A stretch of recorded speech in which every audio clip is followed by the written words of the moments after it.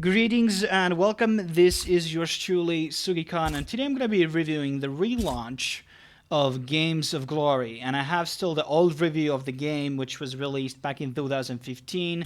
The game didn't do really well back then, and it had a really low player base, and developers pretty much pulled it out from Steam and went back to the drawing board to make the game better.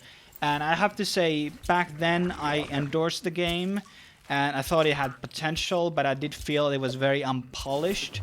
And now they have come up with the new version, which was released on Steam and PlayStation 4, and there's actually a crossplay between the two. And it seems to me, based on the games that I played, there's a lot more PS4 players on the game than PC. And that's probably something to do with like PS4 having kind of like a low population of free-to-play games in their platform in the first place. But that is indeed a really cool feature, and I would maybe even argue that maybe the game is better to be played on a controller than on a mouse and a keyboard. And I don't think that in this case, in this type of a game, there isn't that really much advantage with mouse and keyboard against the controller. But I guess the question is how the game has improved since 2015, what is different, and what has changed, and what is the same, and all that. So I'm gonna put down the screen a bit of a display how the game looked back in the day and how it looks right now. And the first thing that you probably see is the graphics are a bit better. The old style was much more monotone in terms of the layout and the things on the screen. This is more, has a lot of things on the screen, and I have to say some of the numbers I didn't even know what they were about. I'm not saying the game is extremely complex, but once you hop into the game and if you don't really look at the tutorials, you might have a bit of a problem of understanding the item system and what you should be buying. What is the viability? Why should I buy the gun A instead of the gun B? I wish there would be some type of auto recommendations or auto buy systems. Those are really good for like beginners learning the game and learning the items, because usually like other item paths are probably the one that you spend the most learning curve in these type of games. And the whole victory thing and how do you win the game, that's pretty much the same. So you still have 4v4 or 3v3. I don't think actually the old game had 4v4. I could be remembering wrong right now. You have still the same system where you have the characters and you can like have accessories on them like hats and blades and costumes, which is still like really neat feature, by the way. And then you can have different specific weapons, from sniper rifles, pistols, flamethrowers, rocket launchers. And one thing that makes the game unique is that every character has a melee form, a melee weapon, and a long-range weapon. So there's obviously like a different play style with each of the characters. Some are assassins, some are more support-orientated.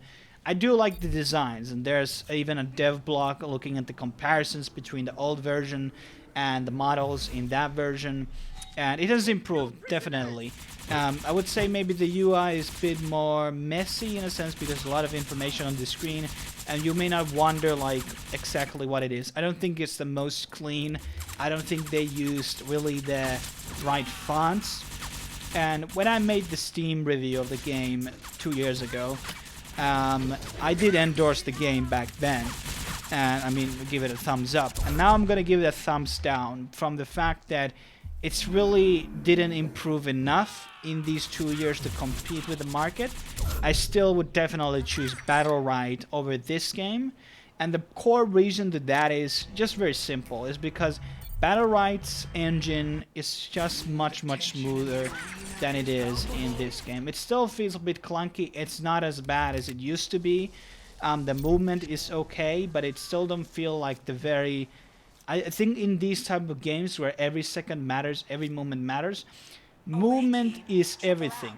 Smoothness is absolutely everything in these games where every second counts, every movement, every step, every reload, every ability counts. Also, I think the game doesn't really have... the character designs, I do like them from artistic perspective, but their kits and abilities are not like super unique. They're like very simple. You have gap closer, and some characters have like step back and a normal jump, or some type of AoE ability.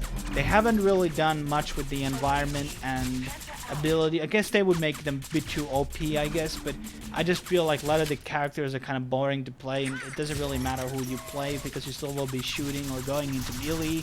So it's just a matter of method how do you get into close. And then you have this whole point system, and then you destroy the base eventually and the towers.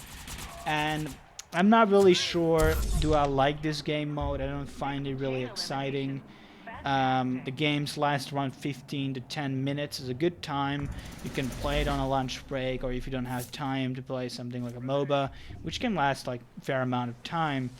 And then you have obviously the club system where you can invite your friends, upload custom logos. I'm gonna see probably some Nazi flags there at some point.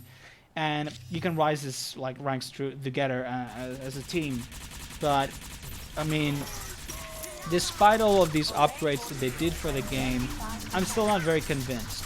When it comes to the whole freemium model, I think it's fair. Looking at their prices, didn't seem too insane. I think the pricing for the skins and the characters were relatively cheap. There's also bundles that you can buy for the game, and there's not that many characters right now, so you can pretty much grind them out by playing games. And the layout of the menu is definitely better what it used to be. I just don't think that everything inside the game is pretty as it could look. There could be more impact and way betterly framed position of every the chat, the statistics, the screen, the objectives. I think it could be more clear for the player. And as I said, I think the movement and everything needs a bit more polishing up to do, and it just doesn't feel to me as smooth as something like League of Legends or Battlerite right now, which is something that it definitely should have in this type of game for me to enjoy it fully. But I mean, it's an indie company, and they have done pretty well for an indie company. But I just don't think that this is going to make really big break, at least on PC.